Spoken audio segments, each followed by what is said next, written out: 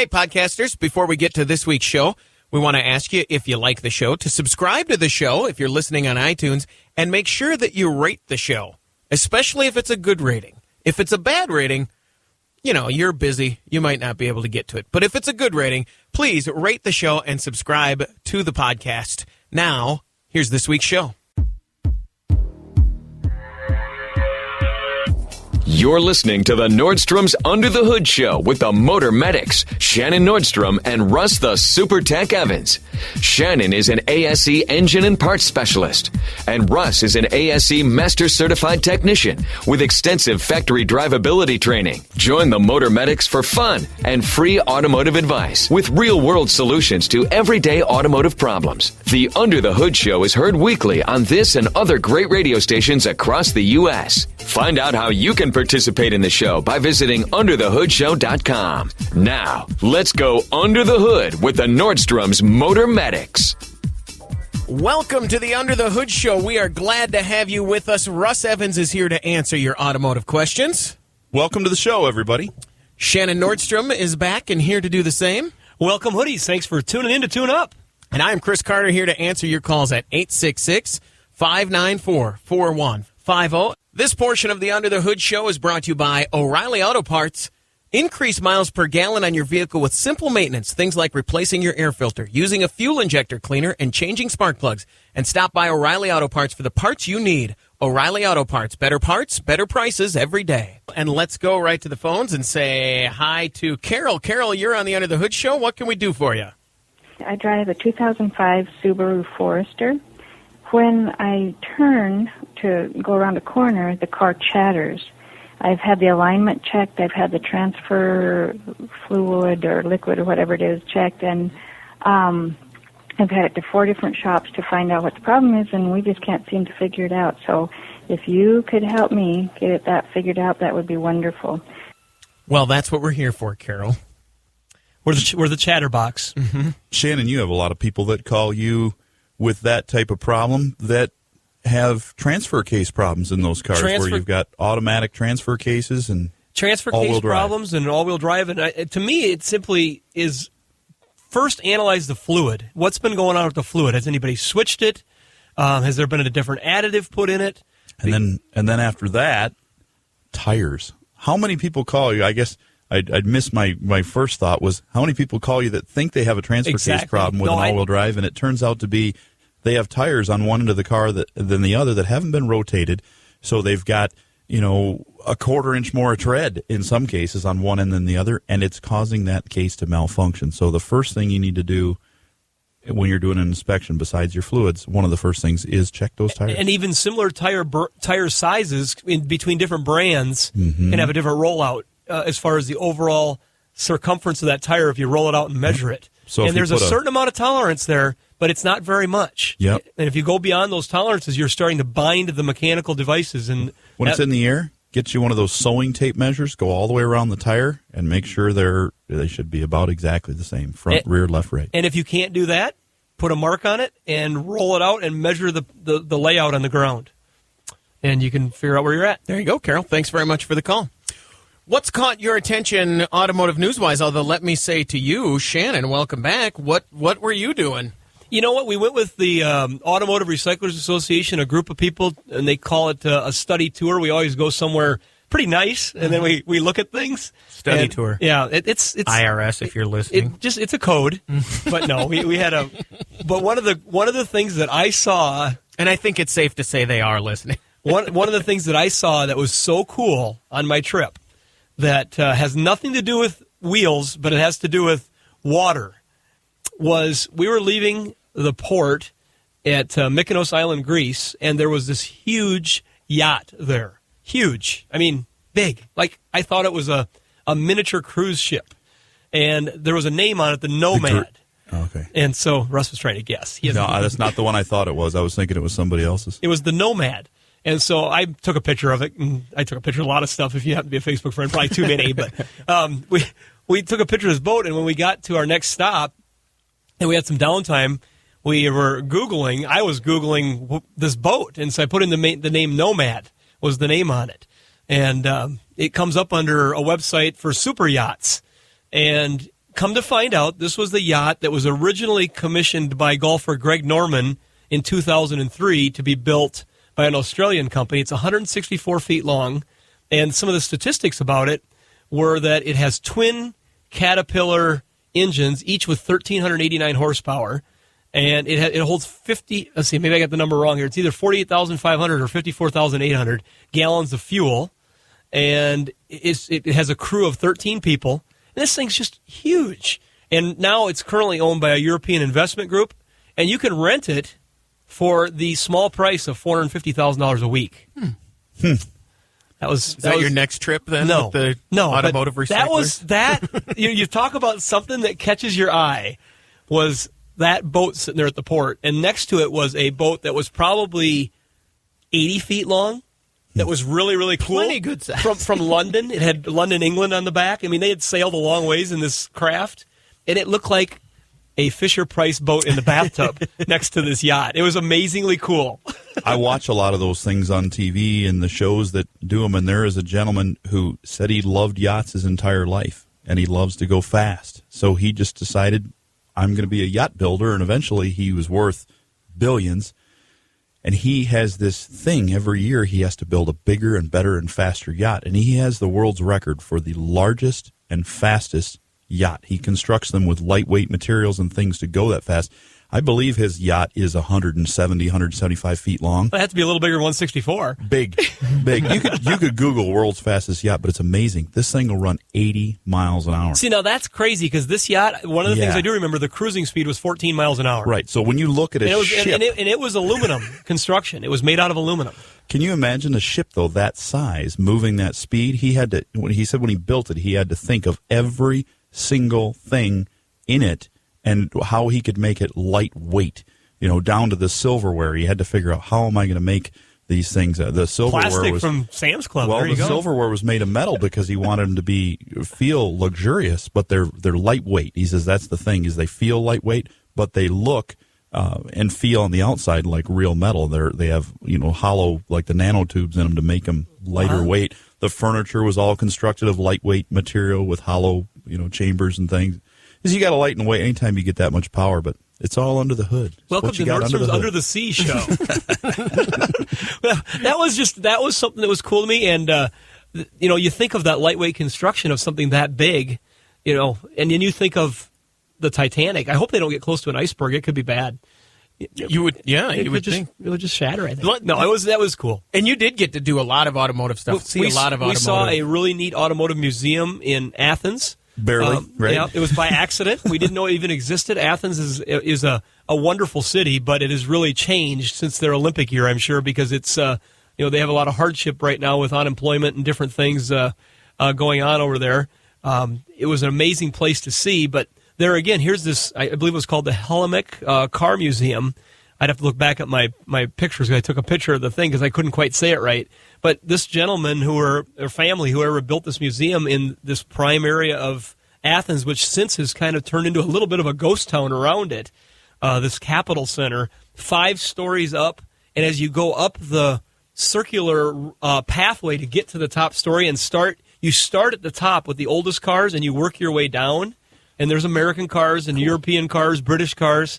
But the whole way up is shadow boxes that are probably about 2.5 feet wide by 5.5, 6 feet tall, with a wheel and tire and a story about the car they came from, going up 5 stories, wrapping around in a circle, and the circle's probably 50 feet wide, if you can imagine that. And it's open. It's an open chamber down below to water. It was an amazing place, and for €8 a piece, my wife and I got to spend a little time in there while we were waiting for our group to get back together for a dinner. And it was in an area where there was businesses with the storefronts pulling down at 4 o'clock with metal in front of them because that was the time they closed because it was all the later they cared to be open.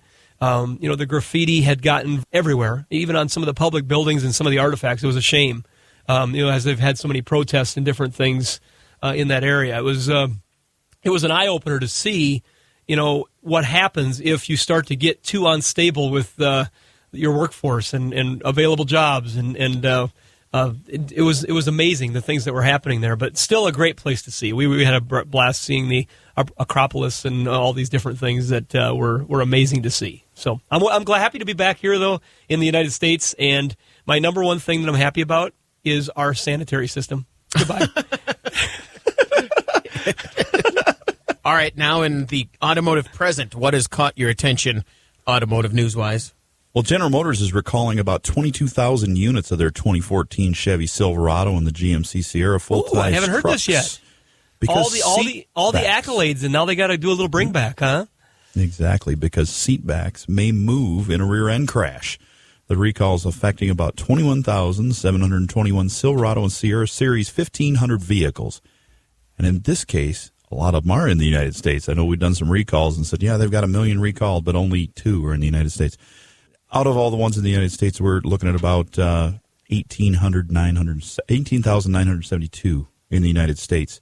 And then we got some in Canada, about 100 in Mexico. And Does it say in that article what they're going to do? Are they putting a new seat in? Are they reinforcing something? This is for the manual reclining front seat backs where you pull the lever up to go back. So it's probably in some of the work truck or the entry-level type vehicles, I would guess. Anything that has a manual seat back or not a full power seat but a partial power seat. And what's happening is that when they're struck from behind, there's a possibility for the seat back to not meet performance and fall back. We've seen a few of those in the older models where over time they wear and they just fall down. You take off from a stoplight and the seat falls down.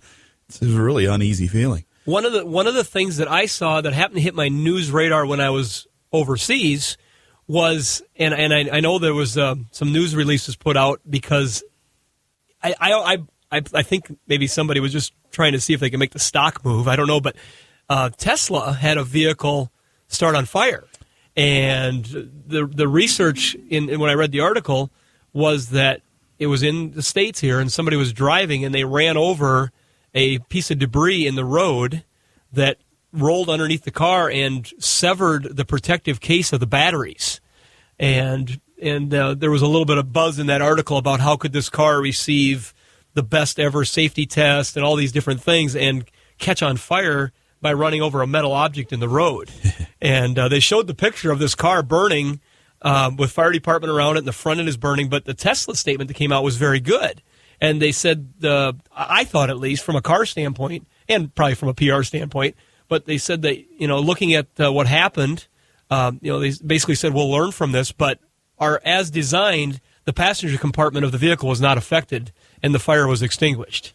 They had the correct protection in place, that there was nobody injured, and that everything was sealed to that area. We've seen a couple of these news stories where metal has been on the road and somebody has run over it. And there were a couple of minivans over the past 4 or 5 years, and everyone in the vehicle died because they ran over a piece of metal. It ripped open the fuel tank, ignited at the same time, and immediately the whole passenger compartment was in flames. So for this car to run over something, catch on fire, the occupants to get out and walk away and still be very little affected later, that's pretty good for any car. I'd say that safety's pretty good, because there's not much protection. At least they've got some protection under those cars for that battery compartment. A lot of these cars with petroleum fuel, must not have been enough. They're plastic. They're just a piece of plastic, like your gas can at home underneath. They're sturdy. I was thinking about this over the last week. I want to come back to that, but right now let's talk to Kyle. Kyle, you're on the Under the Hood Show. What can we do for you? I have a question about my 95 Olds Cutlass Supreme. Recently, my alternator went out, so I put in a new remand alternator.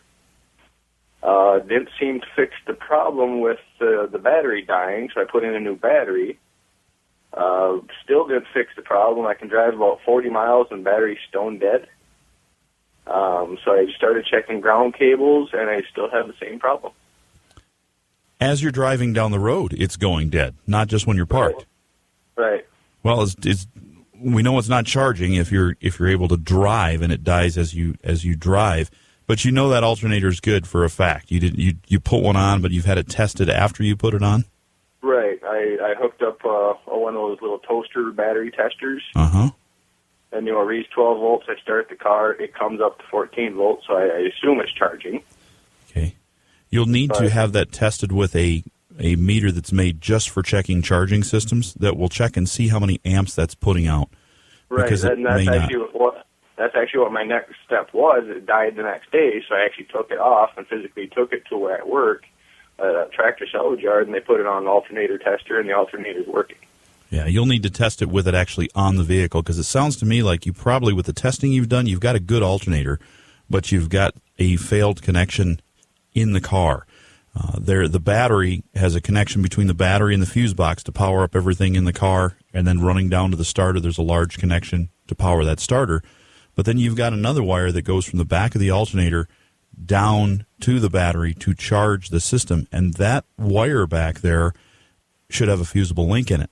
And it's possible that when your alternator went out, it took out that fusible link, and now when you put the new alternator on it, you've got an alternator that puts out voltage if you're testing it at the back there, but it's not charging the system properly. You may have some voltage and not enough amperage, or you may not be getting what you need at that connection. A lot of times people will run a jumper wire, a heavy 10-gauge jumper wire between the back of that alternator and the battery to see if they've got it, to test that, to make sure that that's what's going on. But I'll bet you've got a fusible link that's most of the way open in that circuit between the battery and the alternator. Okay. And is that something, can you just pull a new wire, or is that... You can replace that. You should be able to pull that wire out of the harness. You should be able to see it if you follow it. It should be a couple feet long, and then you'll be able to replace that piece. You can buy those fusible links at your auto parts store and put them in there, but for me, I like to go to a U-Pull-It automotive recycler and pull one off a car and put on there, because they're built much better. A 25, 30-year-old fusible link with that wire that's in good shape, that's an OEM part, is much better than anything you're going to find and crimp together yourself to put on that car. So I would go with the... Because you'd have the continuous connection without displace. It's going to have the ends molded on, all ready to go, and one continuous connection designed for that car. And there's plenty of those models around out there. Lumina's, Cutlass, Regal, they're all going to be that same design. Okay. And I also had the question, is it possible to just pull a new complete wire without a fusible? I mean, would that affect anything? You don't want to go without a fusible link, because if that alternator were to short again, or the other end of it short again, it will cause a fire. That's a lot of juice there, and it'll burn. That wire is about the size of your stove coil at home, so if you can imagine getting that hot and sitting under your hood, there's a lot of stuff to ignite. Okay, fair enough. Yeah, you bet. Let's not start a fire. Thanks for calling. It really would be a toaster. Like the kind that cooks my food? Yeah, it lights up, glow red like that. You take that thing and you put it across a battery. It's a lot of juice. Is there any system going down the road that could be shorted that would cause that immediate of a draw? More than likely not, is there? Well, you've got an alternator that's probably, on that car, is probably a 105 amp, 95 to 105.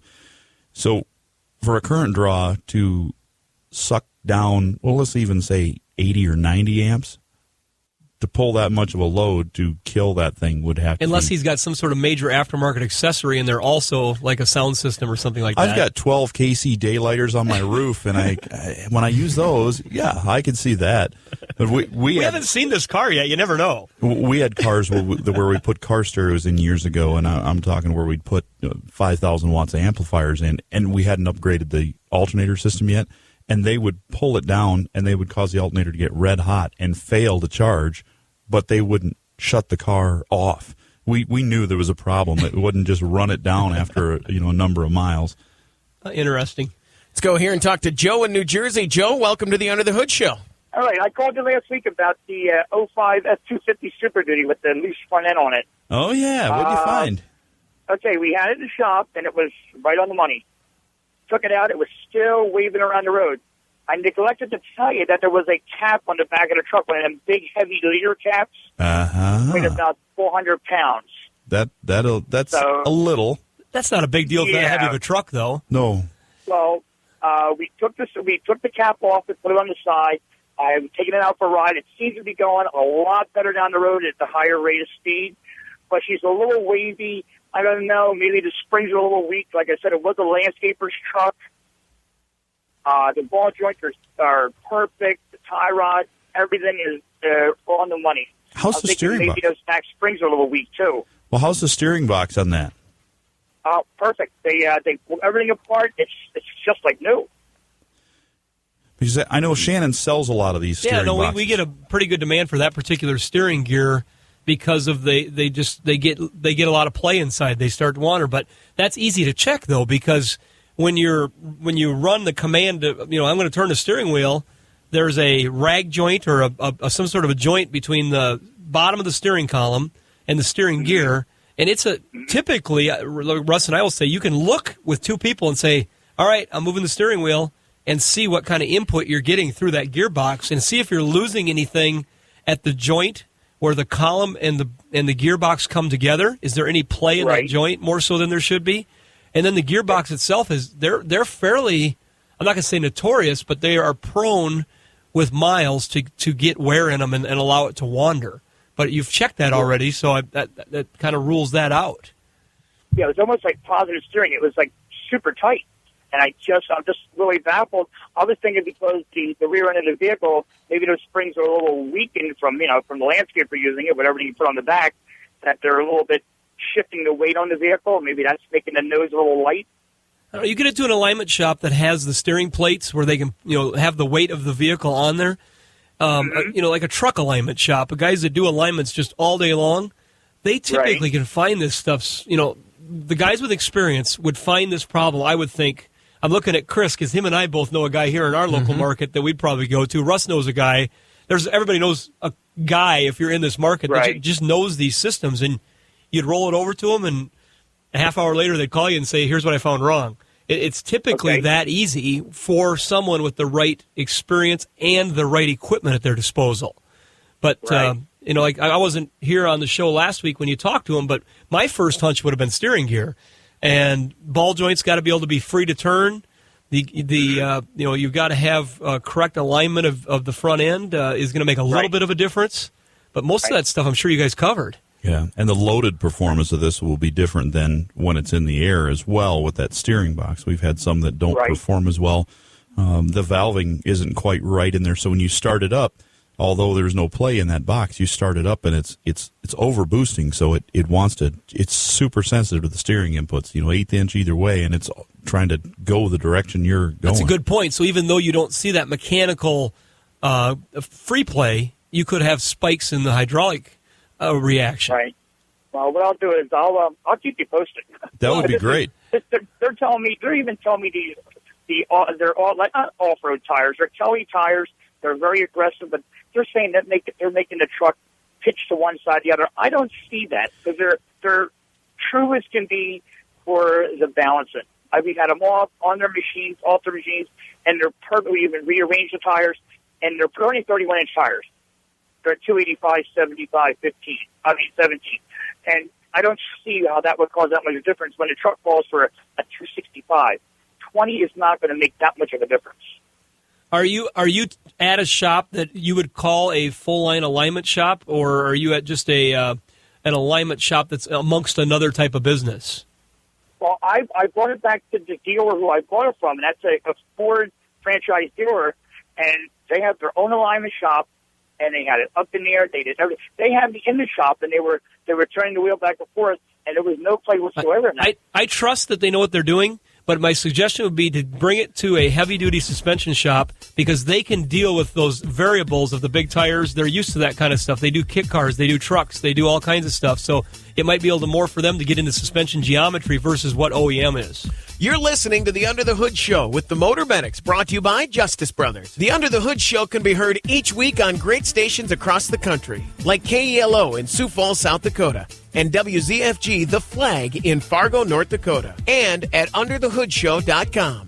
I'm Russ Evans with today's Vehicle Maintenance Spotlight, brought to you by O'Reilly Auto Parts. You slam on brakes, and your vehicle stops. But what about all that bobbing and swaying? If you're thinking springs, rethink. Springs are made to be springy, but shock absorbers housed in struts are designed to stop the rocking chair motion that follows sudden stops. So if your vehicle sways after stopping, visit O'Reilly Auto Parts for a wide selection of quality shocks and struts. O'Reilly Auto Parts. Better better prices every day. O'Reilly. If your vehicle has a bumpy ride, it might be time for new shocks or struts. Right now at O'Reilly Auto Parts, buy 4 Monroe shocks and struts for the price of 3 after mail-in rebate. Improve your vehicle's steering, stopping, and stability with Monroe shocks and struts at O'Reilly Auto Parts. Better parts, better prices every day. Restrictions apply. See store for details. O'Reilly Auto Parts.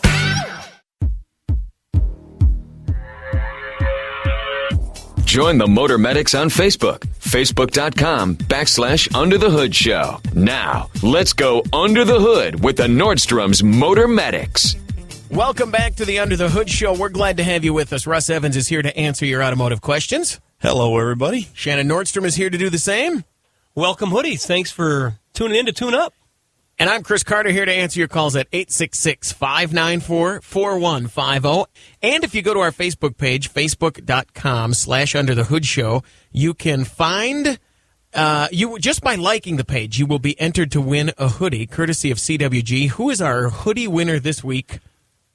Our hoodie winner this week, courtesy of Continental Western, CWG, Collector and Classic Car Insurance, is Angie Townsend, and Angie listens to Under the Hood on WTYM in Katanning, Pennsylvania. Thank you very much for listening to us out there in Katanning, Pennsylvania, and thanks for going to our Facebook page and liking the page. Now, courtesy of Continental Western, you have won your very own hoodie. Not too shabby. No, I got my new hoodie a couple weeks ago, and I like it. You do? Yeah, I like it. That's good. It's a comfy hoodie. I like mine too. And I like the Facebook page. Is that why I got it? That's why you got it. You know, I know something, Chris? You don't have a hoodie. I don't have a new hoodie yet. Mm-hmm. I've got my old one, but it's. We gave them out last week. You missed that. I did. Yeah. That's what I. You know what? I guess a lot of stuff you missed last week. I can put up with that. The free money they gave away, the chocolate. I missed the cookies. auction. That bummed me out. What auction? I've had people. I want to talk about this for a second. We've been talking a lot about it, the Lambrecht auction, which was a historical event, and I've had a lot of people contact me on Facebook and email me, and people I've just run into who asked me about it. We did, if you go to our Facebook page or you go to our podcast page at underthehoodshow.com, you can hear some of the stuff we did from the auction. I listened while I was in Greece to the interview that you guys did with Mike from CWG. That was a great interview. And if you search Lambrecht, it's funny because I was on eBay last night, and Lambrecht is now in the description of cars that say, attention, this is not a Lambrecht car. Oh, yeah.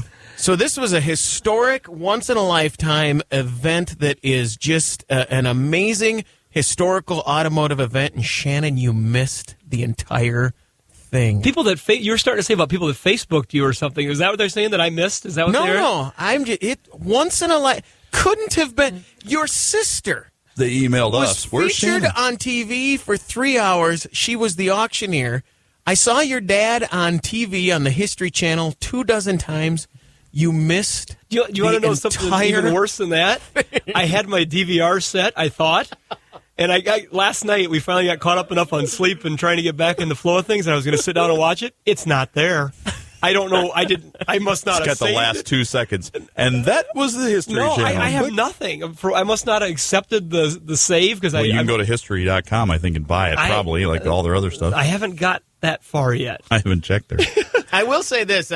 If you aren't familiar, if you check, if you were under an automotive rock somewhere and did not hear about this, if you go to Facebook and search the hashtag Lambrecht, there's all sorts of posts, and we actually got into a couple discussions while we were there about people who said, "Do you think these cars will ever run?" And Russ, people were bashing it. They were saying Russ early on, and when we first started talking about this, I remember talking about, you might have to take them all the way apart, and maybe they'll just run. People were yelling on the YouTube page saying they're all junk and, you're getting ripped off. It's like, you know what an auction is about? It's about going and spending it's an emotional purchase usually because you're bidding against the other guy. He's like, look, I won. Mm-hmm. And then you get what you get, and you get what you get. If it runs or not. And we've seen now, we have video proof. One of the guys who, this came out a while ago, but one of the guys who bought one of the couple dozen new C10s. Yep.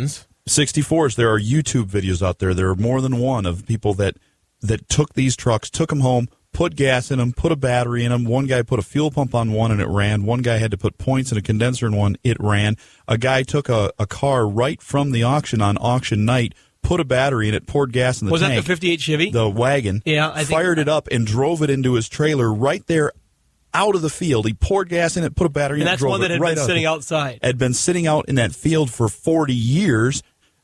Oh. That's amazing to me, because I do remember our conversation early on, and each of us kind of wondering what might need to be done. And then we talked about, hey, I've seen them come to life back when I was younger. But it's some crazy. were locked up, though. There were some that would not turn. But there were a lot of them that just fired up and ran, and we went, what? One of the cool things, I want to talk to Glenn here in just a second. One of the cool things about the auction that I didn't expect was there were 494 cars on the auction, which was about 1/10 of the amount of cars that were for sale in Pierce, Nebraska on that day. It was the largest impromptu classic car show I've ever seen in my life. It was crazy. And the people were throwing money around like I couldn't believe it. From low to high, there were crazy things. Shannon was just telling me, do you remember that big 2-ton truck that everybody was looking at, and we went, well, we don't know if it'll sell or not. It was up there in the front. We were looking at not the newer white one. This was an older one. Yeah. I never even saw which one it was. We were thinking, well, who knows? Maybe that's scrap. Maybe somebody will buy it for $1,000. Remember saying some people will buy these for scrap value. Yeah, and his sister Yvette was doing the auction. She said, "Yeah, that's going to be a pass. That's going to be a scrap one."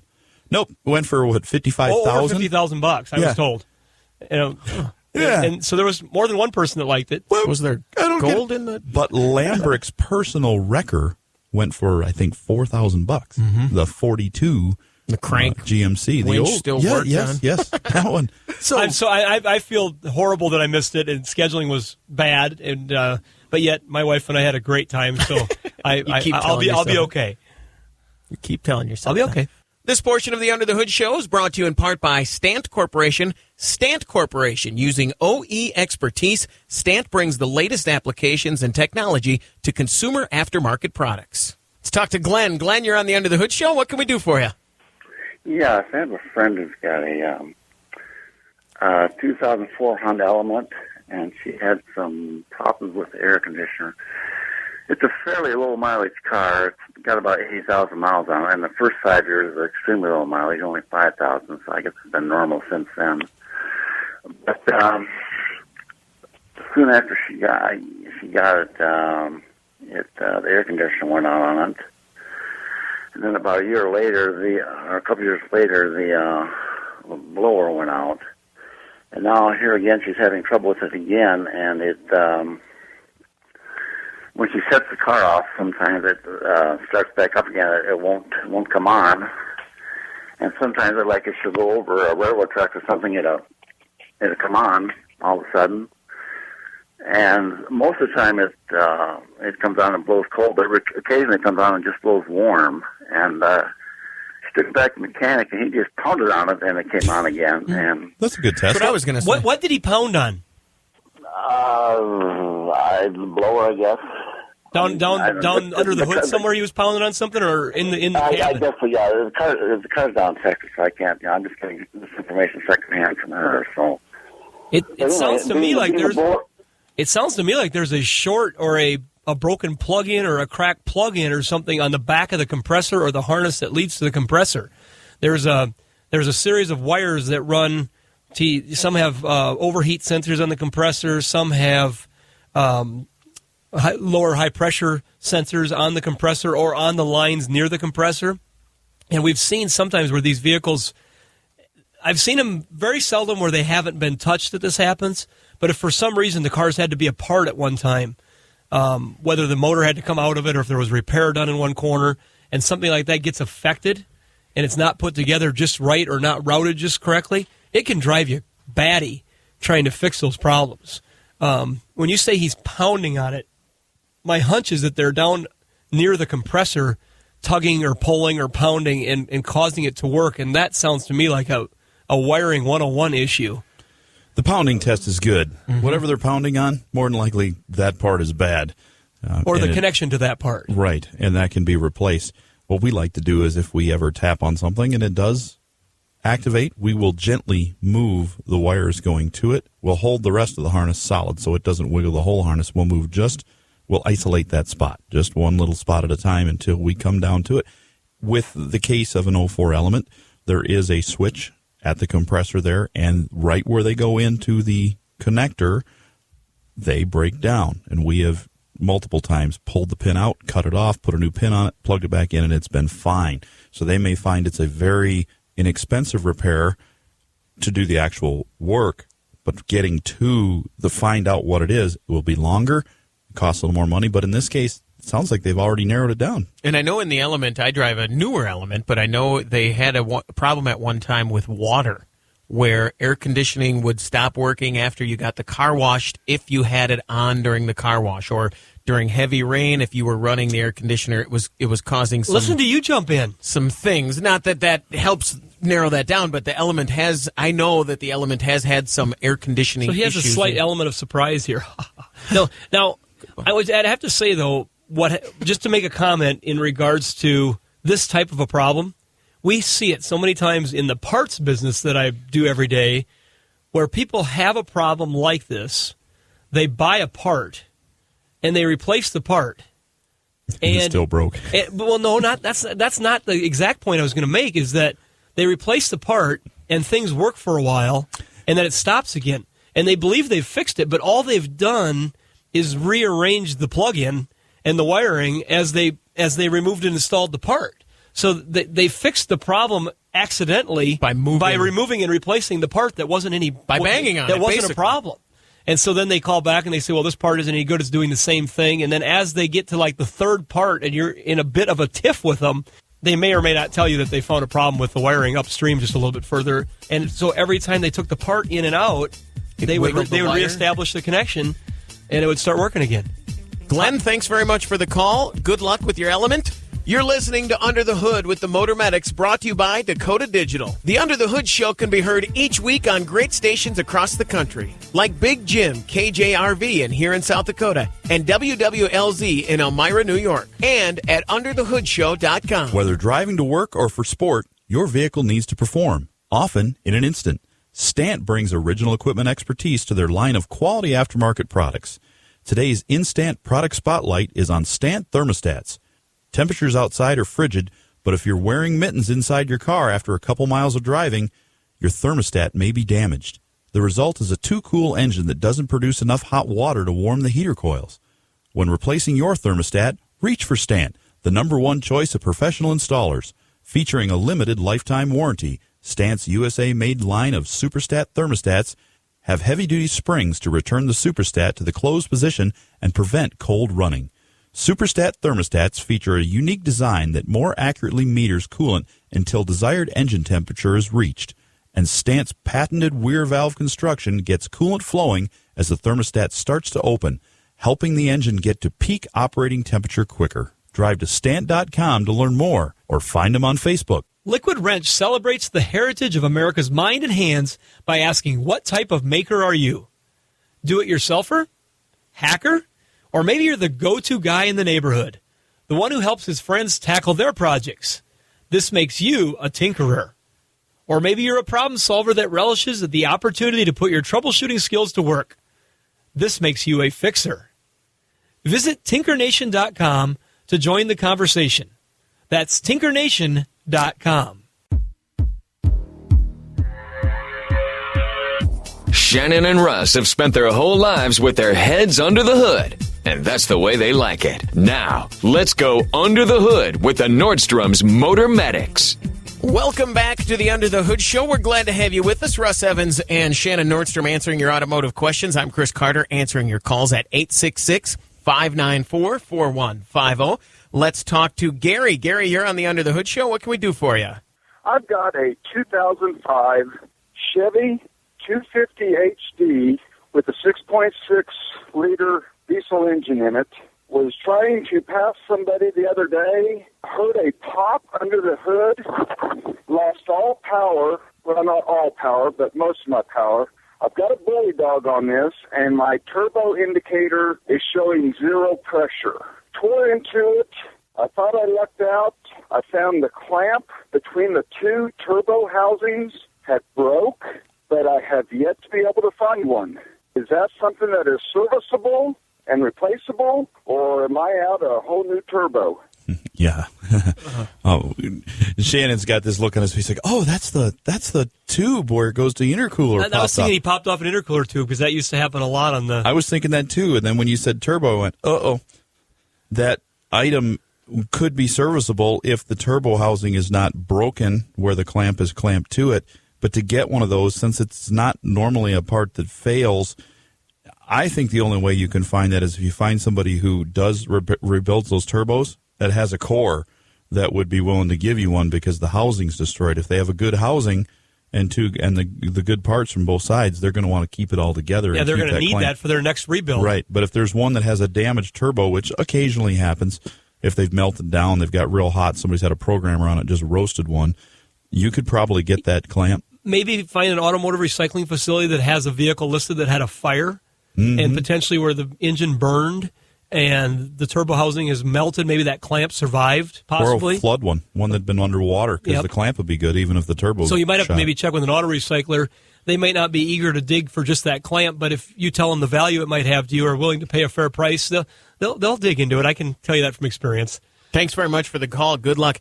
How do we find that out? If I'm calling my auto recycler and I want this part, how do I find out? Like you said, if it's been in a fire or flood, how would I know that? Well, see, here's the thing. If I have my inventory person inventorying a burned Duramax diesel truck, we're probably going to look and see how extensive the fire was and decide, is this going to be a short block where we can just take the stuff off the top that's burned and still use the engine for somebody who has an internal failure? Or has this gotten too hot? Is it just burned too much where it's taken the oil off the top of the valve train? You can just tell it's been too hot. If that's the case, the motor will probably be listed as a core or a parts motor. And most recycling facilities, they can categorize that by how they list their parts vehicle as a complete vehicle in their system. So if you called the parts counter and said, I'm looking for a part off of a Duramax motor, I need a part maybe that would come off a burn motor or a flood motor. Do you have anything like that? Because I'm not going to inventory that clamp. I'm not going to know that I have that clamp unless I find it worth my while to go dig for that clamp. So you just need to challenge them with thought and say, if you say, do you have a Duramax in your yard? And they say, yes, what's wrong with it? Because that's the number one question people always ask us that always entertains me. They'll call up and they'll say, do you have a 95 Sierra in your facility?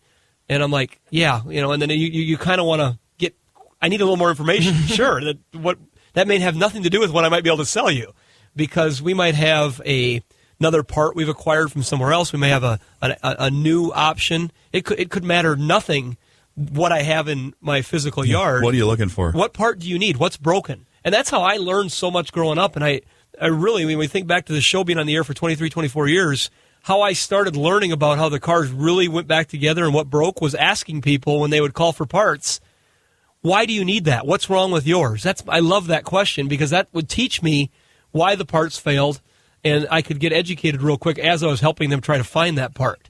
And so our sales staff, even to this day, I try to train them as the number one question to ask to make sure we get them the right part is, why do you need it? Because that'll help you make sure that the part you get matches their need, not just what they asked for. Right. So if they're asking for a 95 Sierra, they might need a part that was on 40 different models of car. Exactly. So back to him getting this clamp, Russ had a really good nail on the head. If you go to a diesel shop, they may have a rebuild department where they rebuild turbos. That might be a good resource.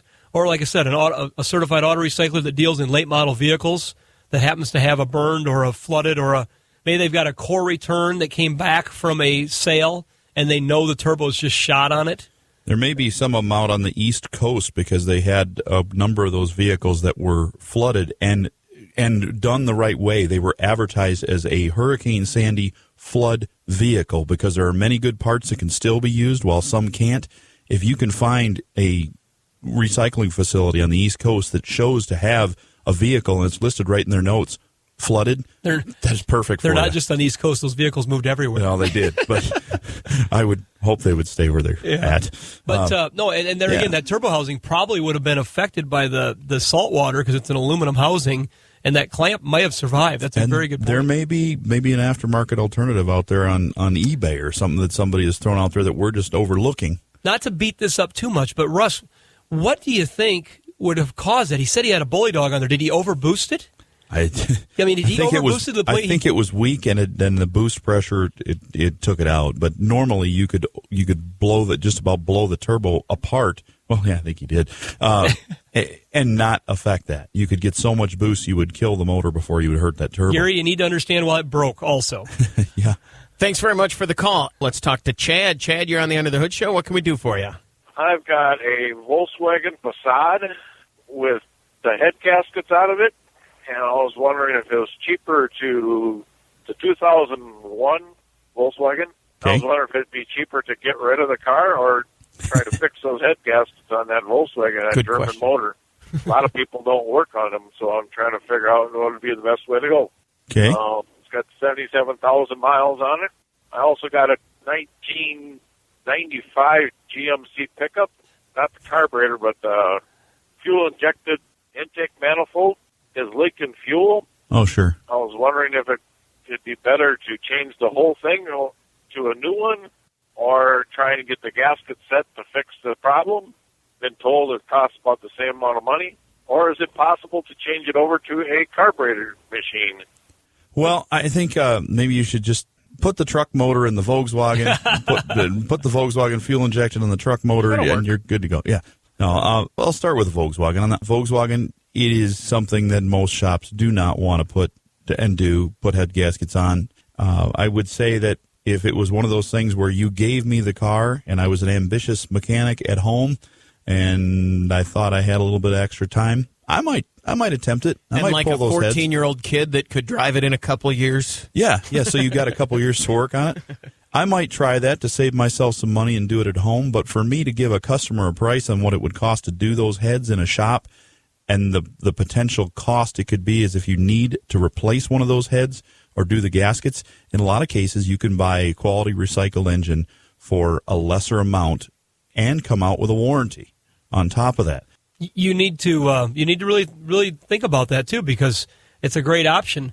If the car happened to be a 4-cylinder, I'd probably give a slightly different opinion. Yes, exactly. If it's a 4-cylinder, but being that you have gaskets, you've got more than one. Right, on but the V6. just for people listening that have other Volkswagens, there's a lot of the 4-cylinder cars that or any car that has that can setup. lose a gasket, and with some information, you can make a wise decision. How long was it out? Did antifreeze get into the engine? How hot did it get? Is it warped? There's so many factors you got to look at, and you can make an intelligent choice on whether or not you should attempt to put a head gasket in. Sometimes it's the right thing to do, but there's other times where you look at it and you say, just like Russ was saying, all these factors involved and the dollars that are going to get involved in doing it, and then the risk of other problems. You just gotta weigh those factors to make that decision. Yeah, and on the truck, I can't tell you the number of times we just put a gasket kit in there and resealed the throttle body on those, the fuel pressure regulators in there, and it wasn't hard and saved a lot of money, I think, over replacing the whole unit. So I'd probably go with the gasket kit if I was doing it myself. You'll have to make that choice for yourself on that and see what you want to do. Let's talk to Jeff. Jeff, you're on the Under the Hood Show. What can we do for you? I have a 98 Concorde. In wintertime, at idle speed, the heaters blow cold. And once you bring the idle up or drive down the road, it'll blow warm air. What possibly could be done to fix that? Well, Jeff, on that car, we've had both issues, two issues, and both a problem with the water pumps and the actual impeller wearing off. And we've also had problems with the heater cores plugging up. And because it takes so long to take the water pump off the car, what we like to do is pull the hoses off the heater core or off the engine end so we can get to them a little easier than getting way down under that firewall to them. We take our garden hose and we wash those things out both ways. We spray until it comes out clear, and then we dump the water out of them. We hook them back to the engine. We run it, and if we have a noticeable improvement in our heating, we know we've got a plugged-up heater core. If we don't show any sign of change at all in there, then we may pull that water pump off and see what kind of flow we have. But if you don't have an engine overheating problem at all, if it stays really cool even on the hottest of summer days, it's probably that heater core that's plugging up. And there's been some people that have come up with some ingenious ways of cleaning those cores when they did not want to spend $600 or more to pull the entire dash and put a heater core in certain cars. I saw one guy who hooked his sump pump up and put it in a bucket of water and hooked it up the one end of the heater hose and was going back and forth, circulating water backwards, trying to clean that thing out. I've seen him use a variety of cleaners. They pour them in the heater core with a funnel and let it sit, sometimes as long as overnight, and then wash it out. Make sure it's an aluminum safe cleaner. Definitely. You don't want to pour. You can eat a hole right through it. Yeah, and they can be violent. I had one guy that poured a drain opener in there, which was the wrong thing to do, and it was not safe for aluminum, and it started boiling and just blowing stuff back out at him. Really, really dangerous. So you've got to be real careful. You can find some really cool stuff on YouTube on how to save yourself money in those situations. That's the disclosure at the beginning of the show. Thanks very much for the call. Good luck. If your station takes hour 2, we will be back in just a few minutes. If not, we'll see you next time. Until then, you can find us online at underthehoodshow.com. And don't forget, facebook.com/underthehoodshow. For Russ Evans and Shannon Nordstrom, I'm Chris Carter. Thanks for joining us for the Under the Hood Show. With Russ Evans, this is Shannon Nordstrom, thanking you for tuning in to the Nordstrom's Under the Hood Show. Have a great day, and remember, PTLA. The opinions heard on this program, based on the many years of experience of Russ and Shannon, are offered for entertainment value only and as a guide to your repair needs. No claim to repair or cause is given or implied. Always consult with your own certified technician and follow all safety procedures before attempting any repair. To be a part of the show, call 866-594-4150. Find out more by visiting underthehoodshow.com. Under the Hood is produced by Prairie House Productions. All content is the property of Nordstrom's Automotive Incorporated and may not be used without our permission. Copyright Nordstrom's Automotive, Inc.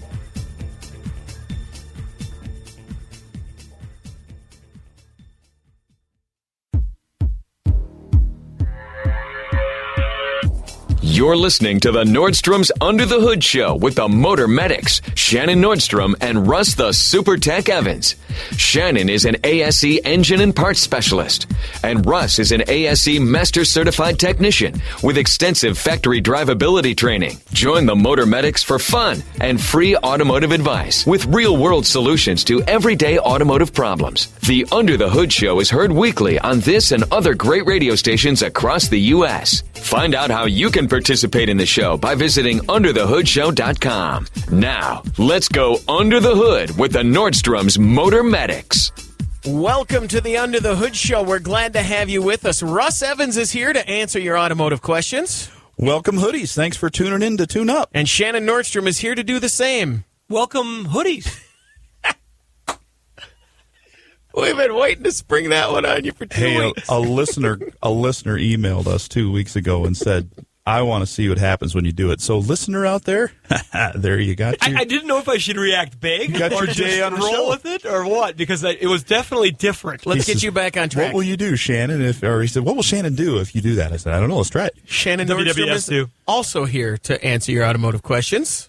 Welcome, hoodies. Thanks for tuning in to Tune Up. And I'm Chris Carter here to answer your calls at 866-594-4150. Let's go here and say hi. You're on the Under the Hood Show. What can we do for you? A 96 Jeep Grand Cherokee. I have driving light power only to the trailer outlet, but no directionals or stoplights. That could be an issue when you're towing your trailer.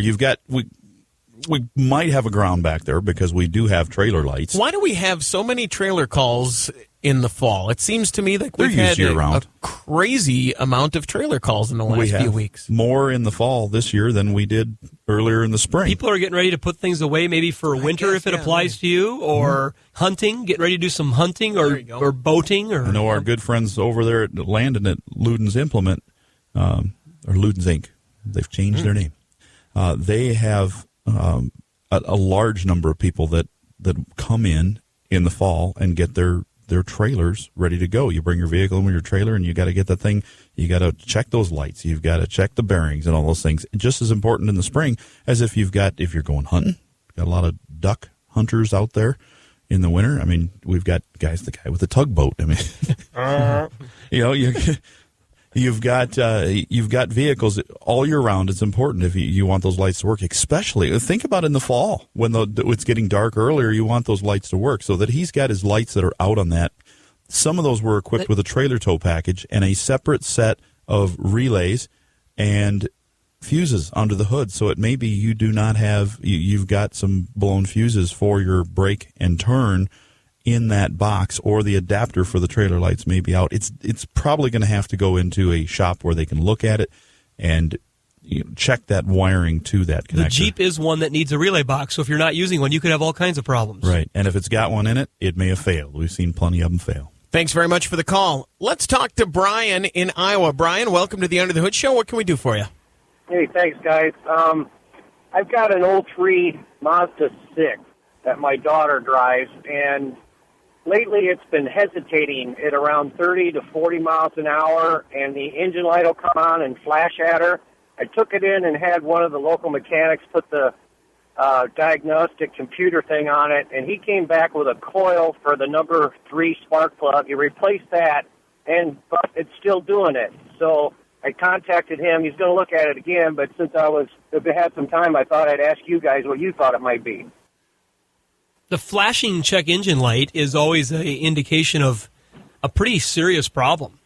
It's usually primary. It was something that when it flashes, it's typically stop now, isn't it? That means shut her down because you got something that could damage the converter. You had too much fuel going down there, a number of things because of misfires. It's a misfire monitor that's doing that. And when they say you've got a coil that's bad, you could have the coil or the coil connector going bad and causing that to arc to ground and making that misfire. That's a definite possibility. Something you could do yourself, or if you don't feel comfortable doing it yourself or don't have the equipment to clear the codes once you put that in, a shop can do that for very affordably. Well, they already replaced the coil in that number 3 plug, and it didn't change anything.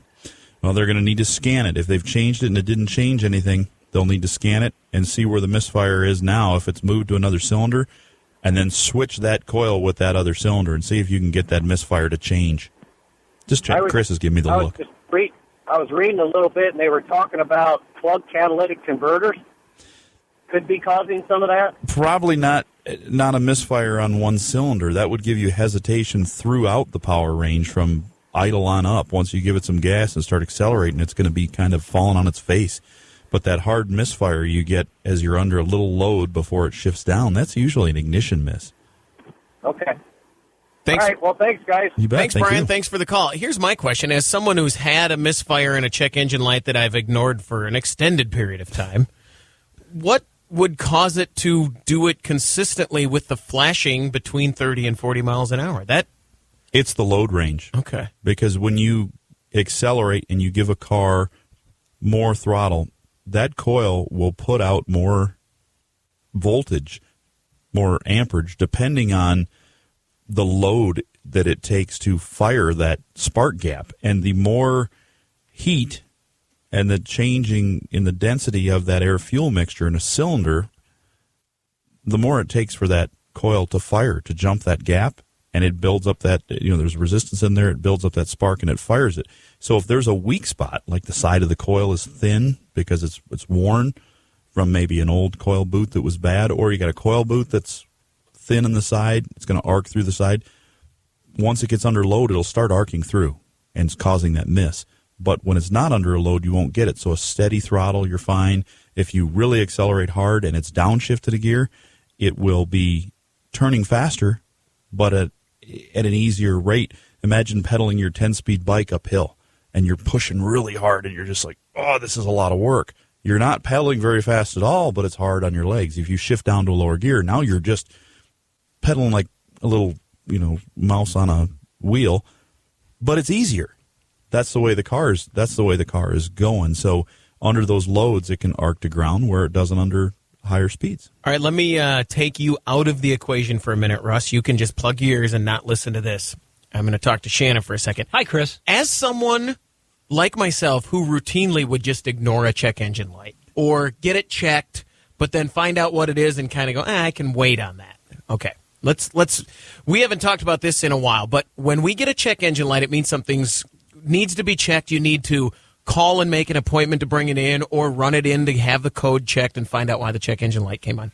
When the check engine light flashes, that's a different story. You should be going for immediate service. You should not wait because there's something, like said Russ mentioned, there is damage about to be done if you ignore this. Even go in immediately or actually pull over or stop driving the vehicle. Well, many times when you can. get the flashing light, you're going to notice a major change in performance. You're going to be stopping driving. You may be pulling over to find out what is wrong. And in this case, where he's got that flashing as he hits that certain load range, this is very alarming, and you're going to want to make an immediate appointment. You may not stop the car right then, but you should be making an immediate appointment so you don't damage something. And when now, Russ, you can come back in. When we do get the check engine light, if we lose a belt or we lose something like that, we'll get the check engine light flashing, and that is a case where if you do keep driving it, if you do drive it 5 more miles to the garage, or you drive it home and park it and try the next day, you could fry the motor completely. You might need to buy that catalytic converter he was talking about.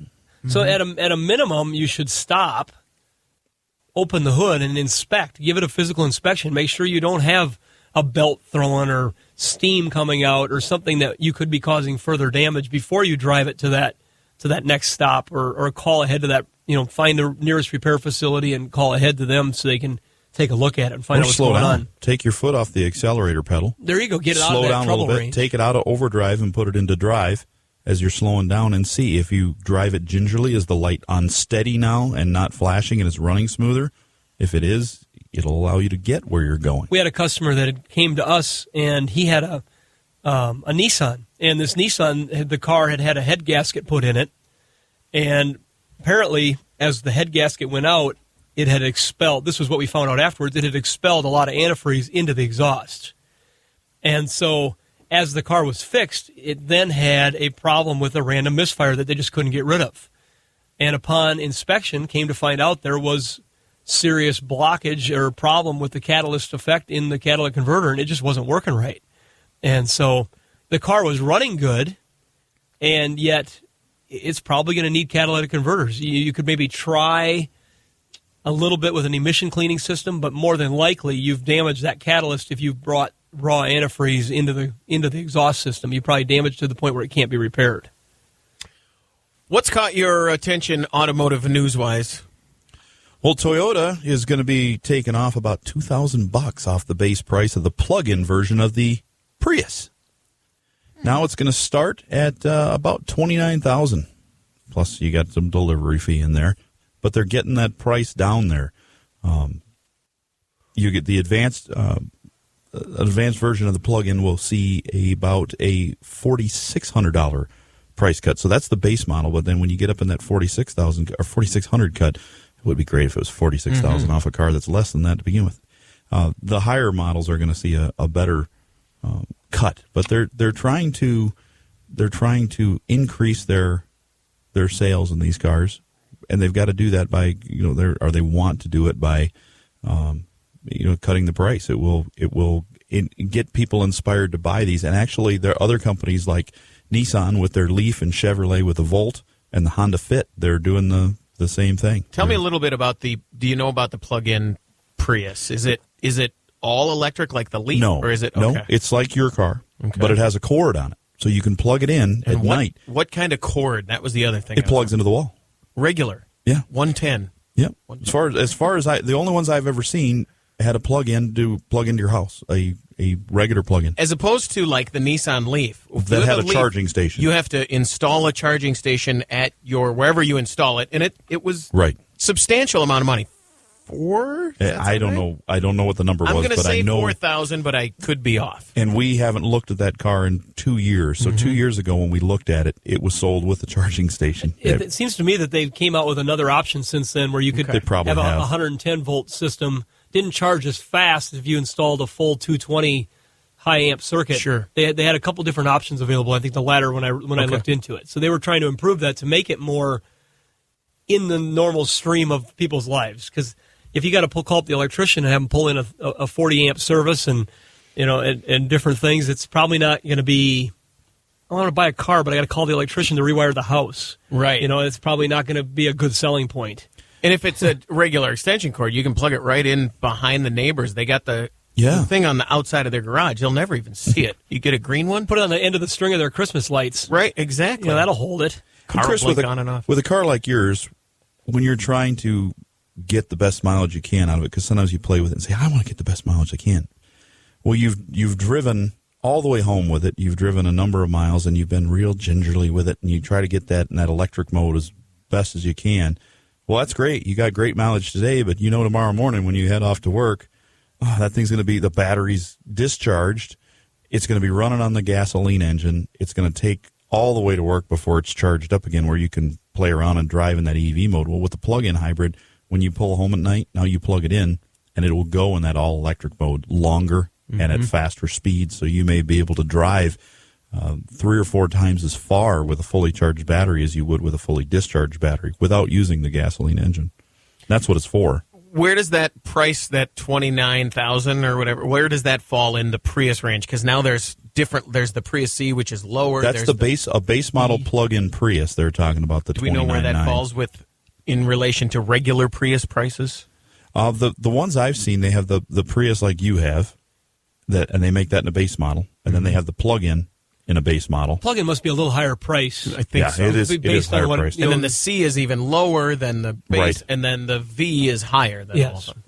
Yeah, so there's a whole family of Prius cars. So there's quite a few different choices, but they're neat. If you really have a chance to drive one, a lot of people knock stuff without actually driving it or even knowing about it. I've got a lot of people that I talk to weekly that just really don't know anything about what they're talking about, but they want to talk about it. We see that on TV as well. And I was not a huge fan of the Prius. I didn't have anything bad or really good to say about it, but after driving one for a couple weeks and really getting into it, I found myself interested in it enough to start doing some research to find out what these cars had and features and sales prices and things. And I found some really neat stuff. It's a really, really cool car. Chris, what do you call the whole family of Priuses? That's the Prii. Multiple Prii or Priusi or Priusi. But it is interesting to see how they're that parked next to some Tauruses. how that I mean, when we started talking about it, we were doing the show when those came out, and it was kind of you guys were very let's wait and see on it. But it didn't take you were let's wait and see what happens. And now it's I was just posting. We also podcast the show, and I just posted onto a new podcasting platform called Spreaker. And Spreaker is a way you can there's many out there, and people, it's personal choice, but I'm sure we have some listeners that have used that as well. I use cassette tapes. Yeah, the cool thing about them is you can go there and use it just by using your Facebook account instead of having to create a password and blah blah. That takes a lot. And there's Stitcher and some others that we use as well, and they have that. But we signed up with the Spreaker, and we were just trying to reach a larger audience, and just within a day there were like 2,000 new listeners that popped on there. So if you get a chance, you could check it out. There's a big star on our webpage, on the first page on the top right. If you click on the star, it'll get you there. But the reason I was mentioning the podcast, I had to upload them all by hand, and I'm listening to about 200 of our past episodes. And I'm Can I listening just hold to on? Chris. Let me stop you for 1 second. Yeah. You had to upload them by hand, which is so completely not true compared to actually doing anything by hand. You had to click like 3 times instead of, right? It was a big process. But I'm cool with your thing. Doing it by hand. You had to manually. I had to use my hands to upload this. Sounds like he had a thimble and a sewing needle versus a seamstress machine. Well, in a lot of cases, an RSS feed, which will go there, you can just go to a site and say, go to here and take my feed with all my information. Well, that's I consider automatic. And it would put 200 shows up there instantly. Sure. No, I had to listen to a few minutes of each show, type in data about the show, try to remember things, and put every single one in there. So it was a pain.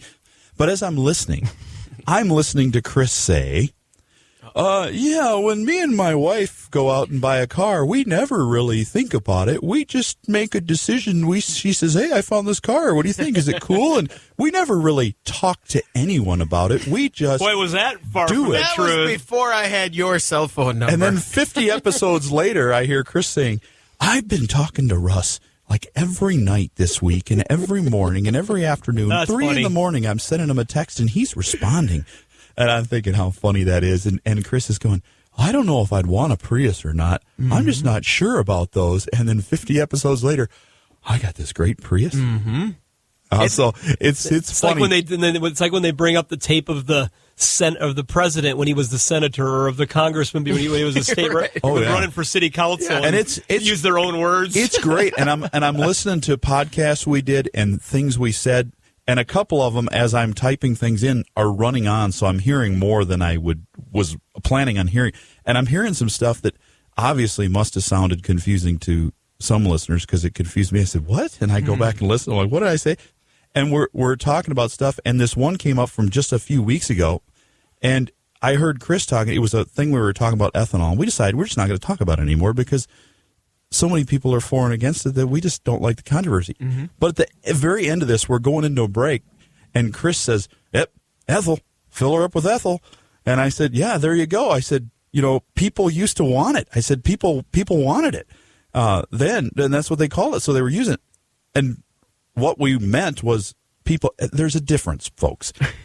Ethyl was a brand of fuel. It's an Ethyl Corporation. They made fuel. They made great fuel. People said, fill her up because it's like fill her up with Shell. It's good. They used it. Well, people confused that when they went away, and then they started actually selling ethanol fuels that they were calling ethyl, ethyl alcohol. They were calling that later in the 70s. They confused it, so people wanted that. And that was a confusion they had that was wrong. Back in the 50s and 60s, ethyl, they used that name because they were talking about tetraethyl lead. Oh, there was some weird thing, but I listened to a lot of stuff. And the other thing that really bugged me, listening to tell us, Russ. the next episode after that, you two folks, what the heck is the deal with you? You guys, oh, yeah, we went out golfing after the show. It was great. We had a blast. You conveniently didn't tell me about that, didn't you? Yeah, you're silent. I don't think that we were kidding. Yeah, really? We were joking. Really? Which time was it? When you set the record on the women's tees? Do you remember? Does that? Which time was that?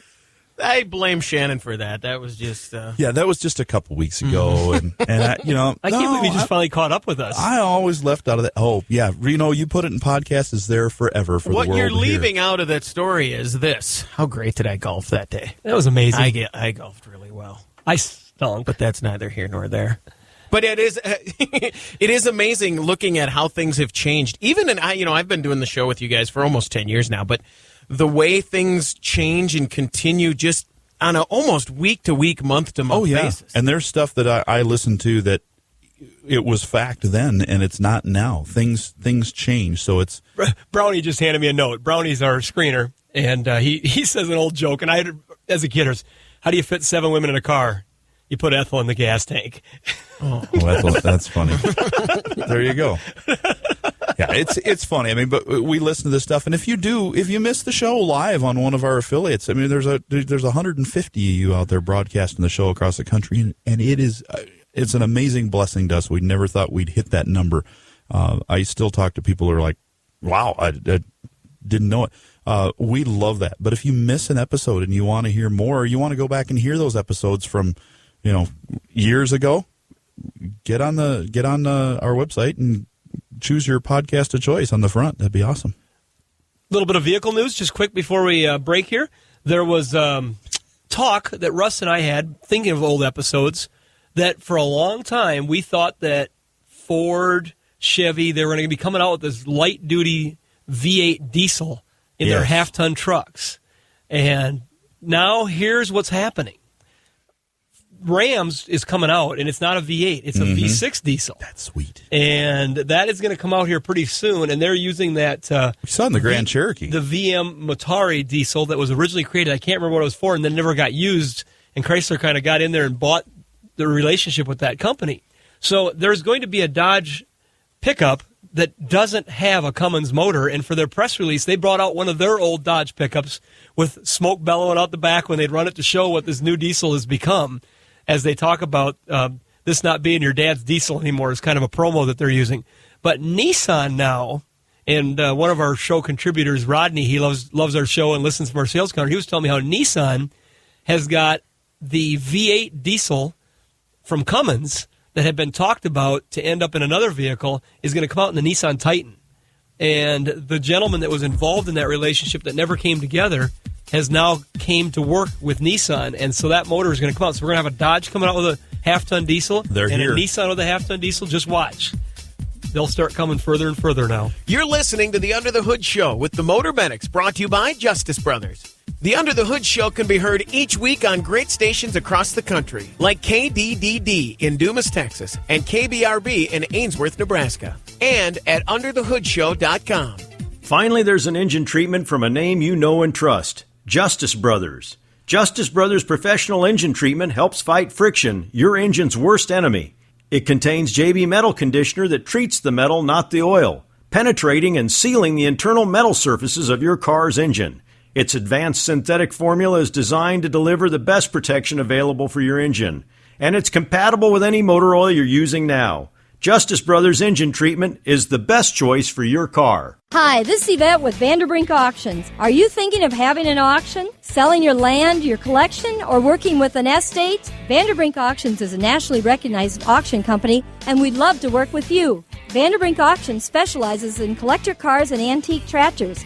So if you're thinking of having an auction, give Vanderbrink Auctions a call at 605-201-7005 or check out our website at vanderbrinkauctionswithans.com. We'd love to work for you. You know them for the absolute best digital gauges around. For over 25 years, Dakota Digital has been the leader in digital instrumentation for hot rods, muscle cars, sport trucks, and motorcycles. With the introduction of the new VHX series of analog and digital hybrid instrumentation, Dakota Digital has entered a new realm of modernizing your hot rod. Check out the exciting new VHX analog instrument systems along with the rest of the Dakota Digital catalog at dakotadigital.com. Giving new meaning to the word hoodie. Shannon and Russ. Now, let's go under the hood with the Nordstrom's Motor Medics. Welcome back to the Under the Hood Show. We are glad to have you with us. Russ Evans is here to answer your automotive questions. Hey, everybody. Welcome to the show. Shannon Nordstrom is here to do the same. Welcome, hoodies. Thanks for tuning in to Tune Up with the Motor Medics. I am Chris Carter here to answer your calls at 866-594-4150. If you go to our Facebook page, facebook.com/underthehoodshow, you, just by liking the page, you'll join a community of people who you can ask questions of Russ. You can post pictures there. We get people posting pictures of their cars and talking cars and new cars and getting questions answered. My favorite part is when someone asks you a question and another hoodie answers the question first. Hoodies helping hoodies. It's exactly right. That is fun. When you like the page, you are automatically entered to win a hooded sweatshirt, not to be confused with hoodies, who are loyal listeners to the show, but also hoodies, the garment of clothing. And this week, we gave another one away, as we do every week, courtesy of CWG, this time to Angie Townsend, who listens on WTYM in Katanning, Pennsylvania. Thanks for listening to the show out there on WTYN in Katanning. And thanks to Continental Western Group, CWG Collector and Classic Car Insurance, CWGCollectorcar.com. You have won this show's hoodie giveaway. Fun, fun, fun. It's the perfect time of year, too. And someone asked me recently, why don't you give away something else besides hoodies? Because I don't like hoodies. And I said, all right. I wanted to say, so should I just take you out of the drawing? Just clip the hood Would have been ironic if he would have won it then, the next week. But, and I thought we give away a ton of stuff besides hoodies. Mm-hmm. I mean, just in the last few weeks, I can think of we gave away some Sylvania headlights, some Ultra headlights, a couple pairs of them. Mm-hmm. We gave away, an extra hoodie. We gave away some shirts. We gave away a custom truck.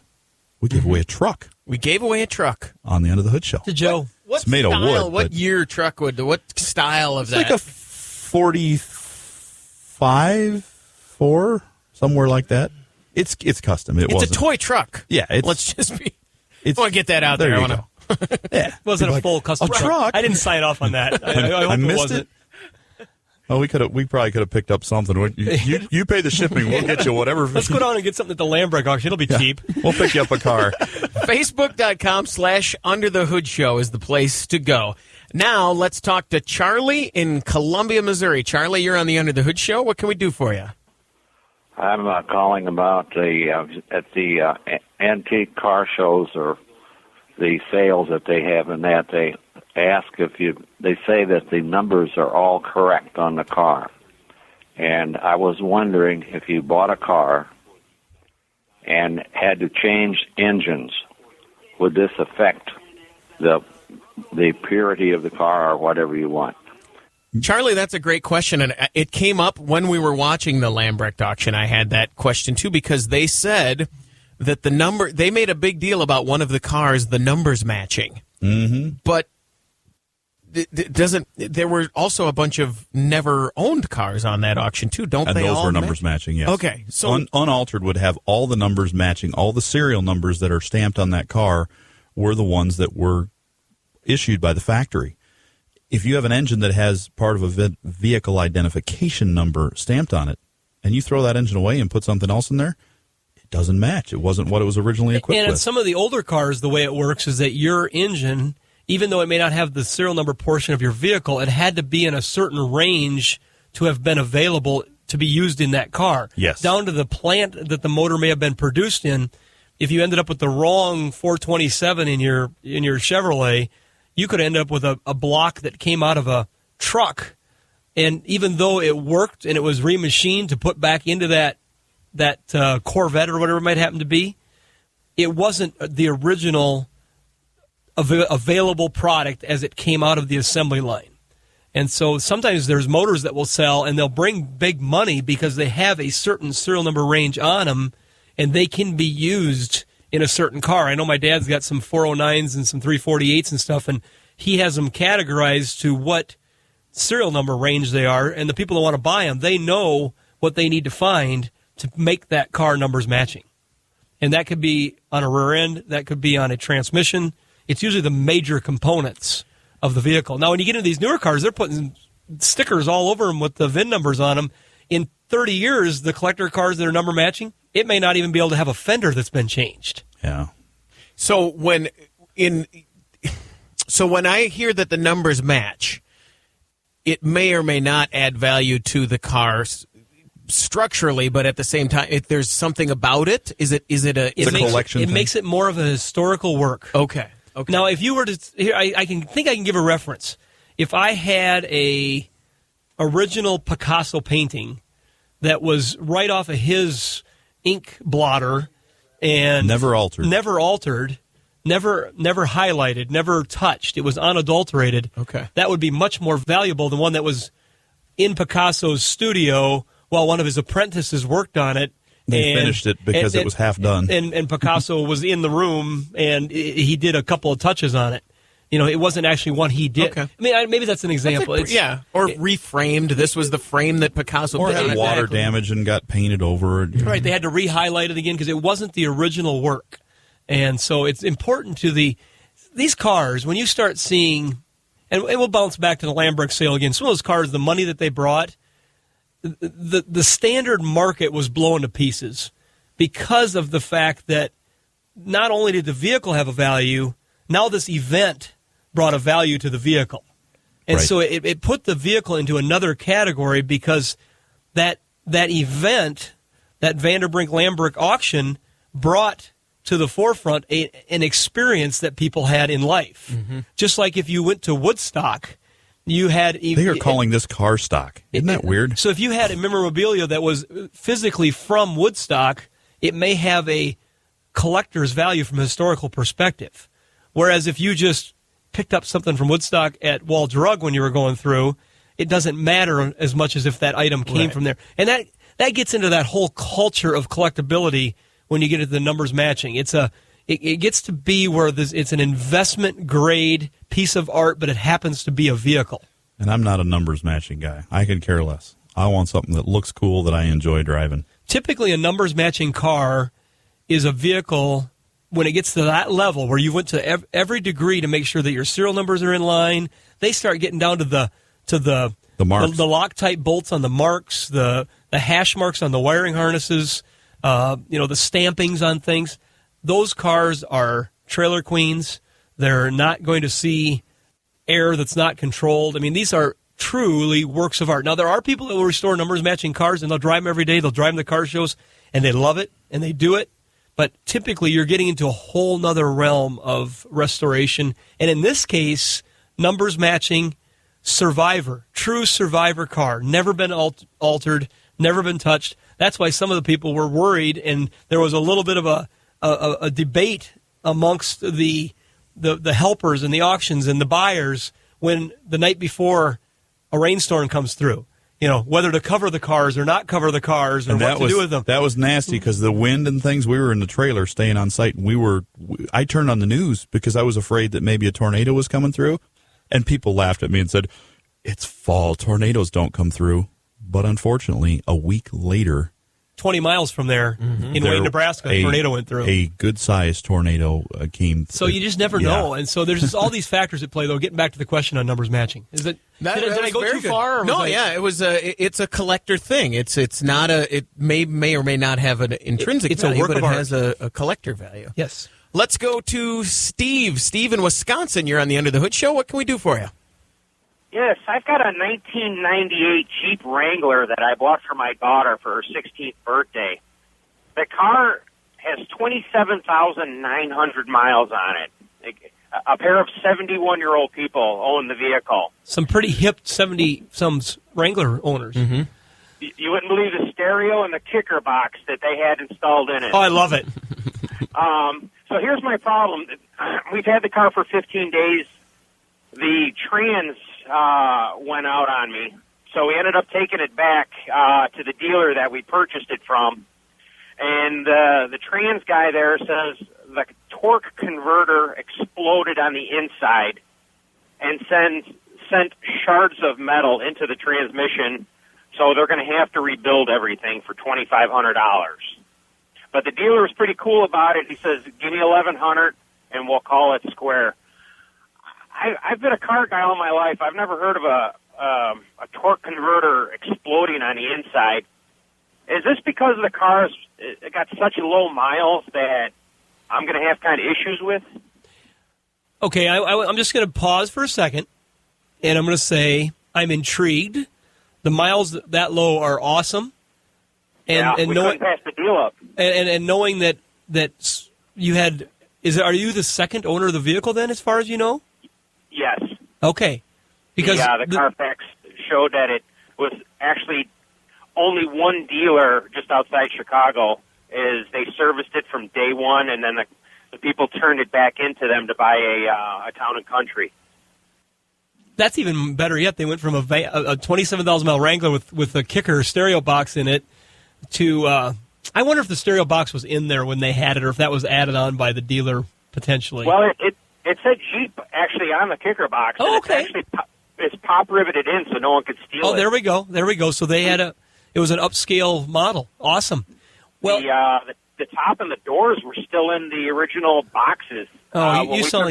You bought a sweetheart of a vehicle, it sounds like. The fact that this torque converter broke, the torque converter inside is a rotating mass of, how would you describe, a veins? Stuff.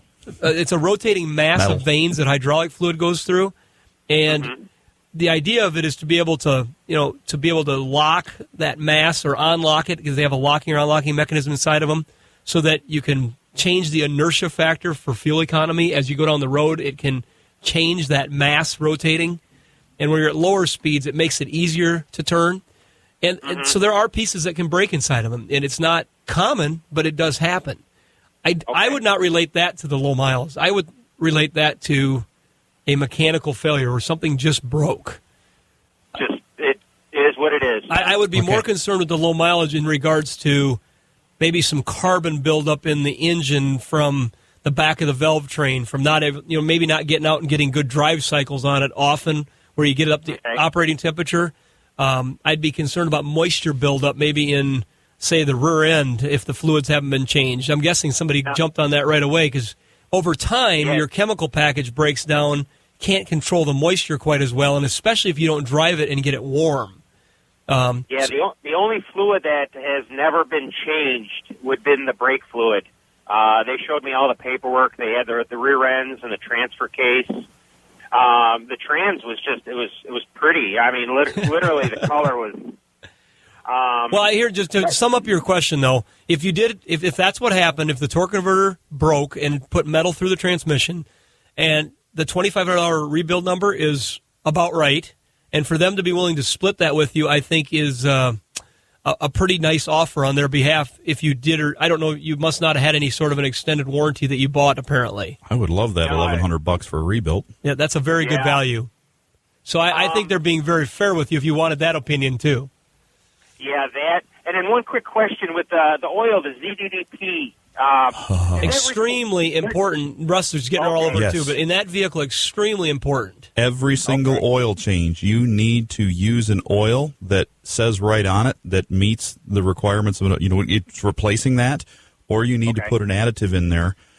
Those Jeeps, we call them almost indestructible. It's a 4-liter, right? Correct. Okay. We called those almost indestructible, and we were bummed because we couldn't sell any of those engines because they just seemed to last for a long time. Okay. Very few we would sell compared to what happens now where people are looking for them all the time because they are having issues in the camshaft area where the lack of the proper lubrication with the removal of ZDDP has destroyed these things, and it's causing a lot of failures. A lot of engines that do not have roller camshafts in them are having this failure. The new engines, brand new, they're designed for it. Not a problem. But it's changed. Diesel fuel changed. It caused some issues. People are adjusting to it now.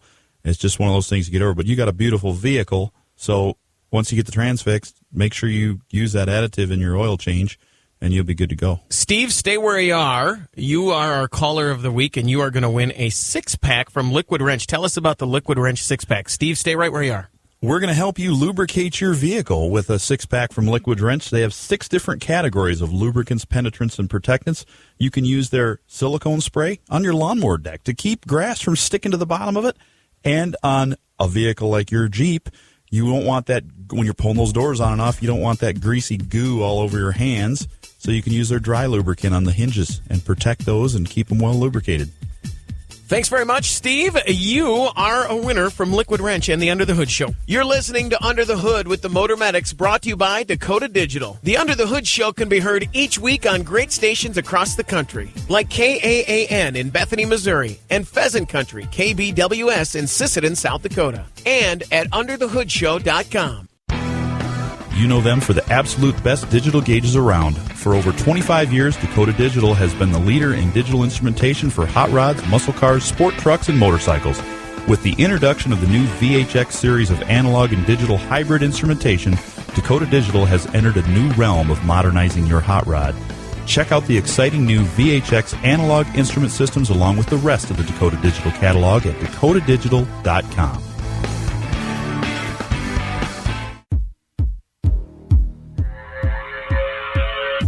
You know, we'd come to your house if we could.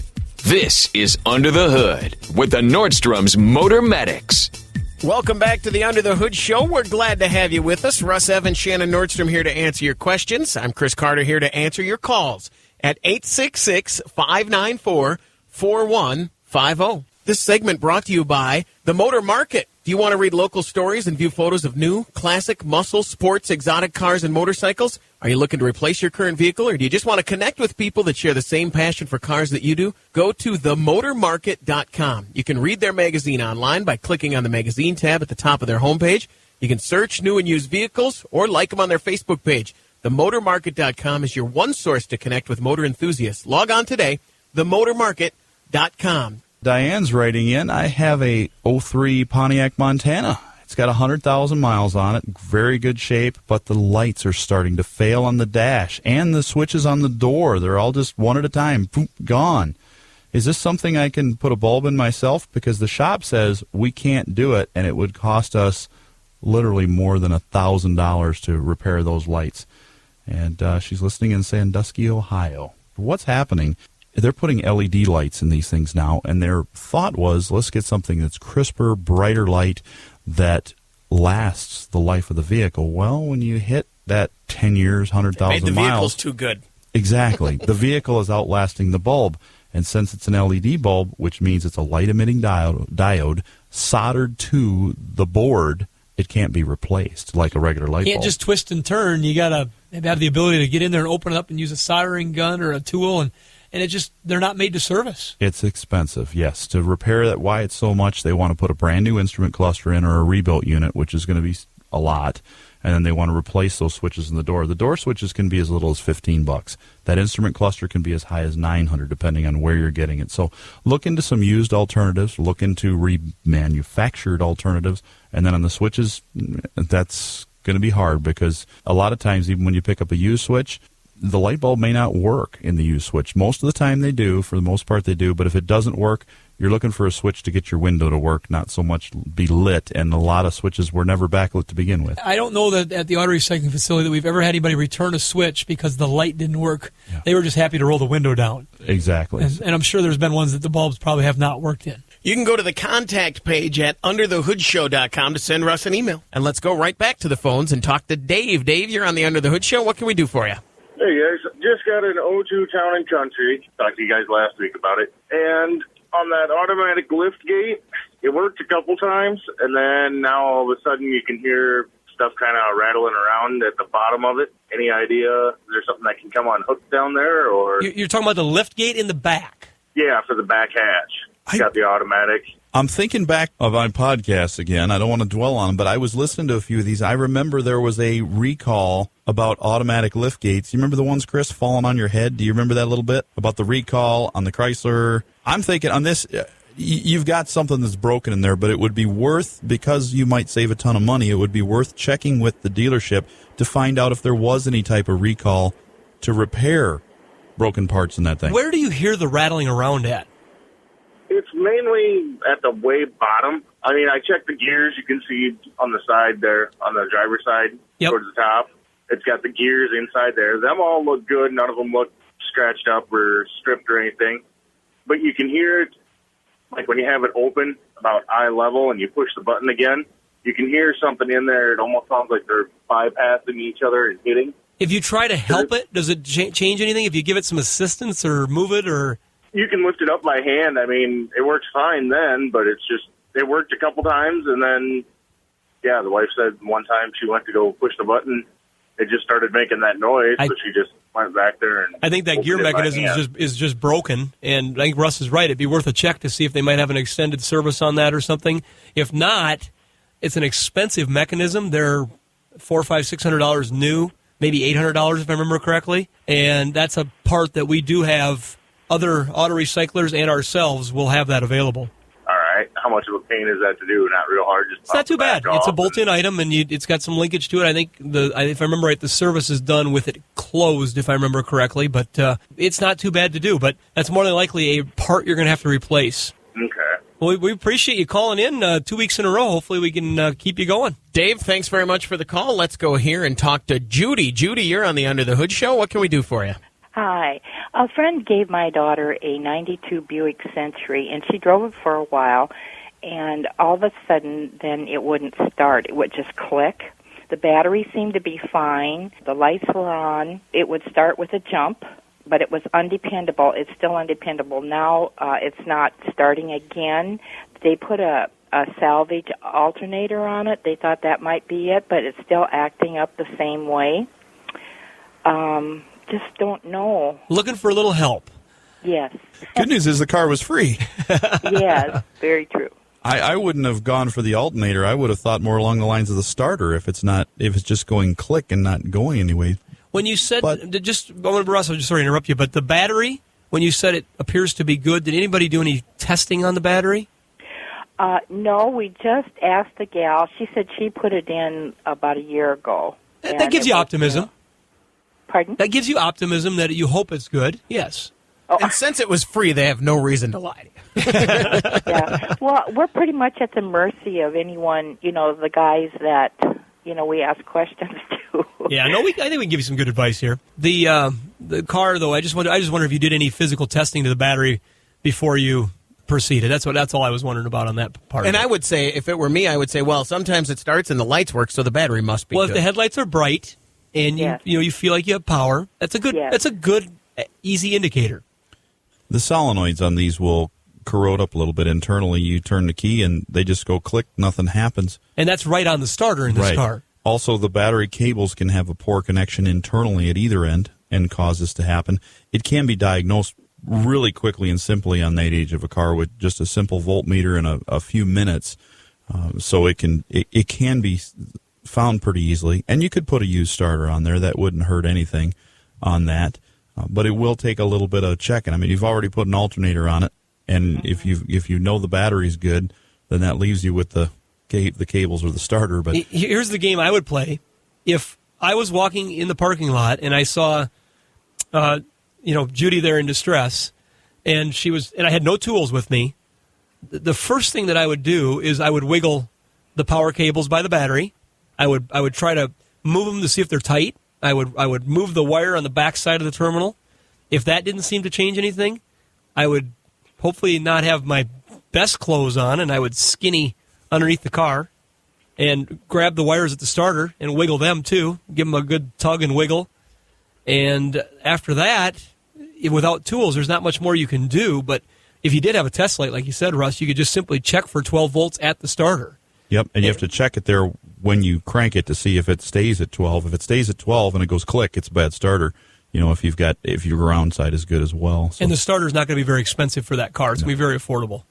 So okay, I asked about that, and they said it would, with labor and starter that they would get from Nordstrom's, they deal with Nordstrom's, that it would be about a couple $100. Does that sound right?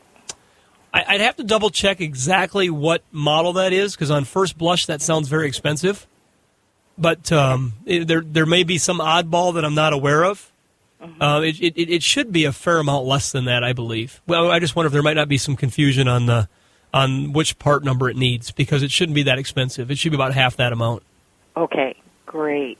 Well, I feel much better talking to you guys, because women are pretty much left to the mercy of anybody that works with cars. So you know what? There's a lot of good folks out there that take care of everybody. Not only women that don't know about cars, but there's plenty of guys that don't know about cars too. So me too, Judy. Me too. Thanks so much, you guys. Appreciate the call. Thanks very much for the call. Good luck with that. You've been listening to the Under the Hood Show. Thanks for joining us for another edition. You can find us online at underthehoodshow.com. And you know what I meant. Yeah. Until next time, for Russ Evans and Shannon Nordstrom, I'm Chris Carter. With Russ Evans, this is Shannon Nordstrom, thanking you for tuning in to the Nordstrom's Under the Hood Show.